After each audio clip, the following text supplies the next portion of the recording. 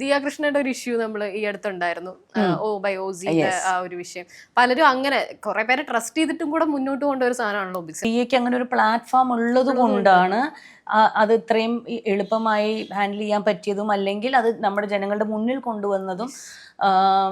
പക്ഷെ ഒരു ഇതേ ഇൻഡസ്ട്രിയിൽ ഇരിക്കുന്ന ഒരു കുട്ടി ഒരു സ്ത്രീ എന്ന രീതിയിൽ ആലോചിക്കുമ്പോൾ അത് വളരെ വിഷമം തോന്നുന്നൊരു കാര്യമാണ്. കാരണം ഒന്ന്, ആ കുട്ടിയുടെ ജീവിതത്തിൽ ആ കുട്ടി ഏറ്റവും സമാധാനം എക്സ്പീരിയൻസ് ചെയ്യേണ്ട സമയത്താണ് ഇത് നടക്കുന്നത്. അപ്പൊ അതൊരു ഒരു ലേഡി എന്ന രീതിയിൽ എനിക്കത് ഭയങ്കര വിഷമമായിട്ട് തോന്നി. കാരണം ഒരു പ്രഗ്നന്റ് ആയിരിക്കുന്ന സമയത്ത് ഉണ്ടാവേണ്ട ഒരു പീസ് എന്ന് പറയുന്ന ഒരു സംഭവം, അത് ബിസിനസ് ഉണ്ടാകുന്ന സ്ട്രെസ് എന്ന് പറയുന്നത് ശരിക്കും സ്ട്രെസ്ഫുൾ ആയിട്ടുള്ള ഒരു സംഭവമാണ്. കാരണം അത് ബിസിനസ് ചെയ്യുന്നവർക്കേ അത് അറിയുള്ളൂ. എത്ര ചെറുത് വലുത് എന്നുള്ളതല്ല. നമ്മൾ കഷ്ടപ്പെട്ട് നമ്മളുടെ ജീവിത രീതികൾ മാറ്റി, നമ്മുടെ കുഞ്ഞുങ്ങളെ മാറ്റി വെച്ച്, നമ്മുടെ വീട്ടുകാരെ മാറ്റി വെച്ച് എല്ലാം നമ്മൾ ഇറങ്ങിച്ചെന്ന് ഒരു കാര്യങ്ങൾ ചെയ്യുമ്പോൾ അതിൻ്റെ പ്രൈമറി അടിസ്ഥാനം, ഫൗണ്ടേഷൻ സ്റ്റോൺ എന്ന് പറയുന്നത് ട്രസ്റ്റാണ്.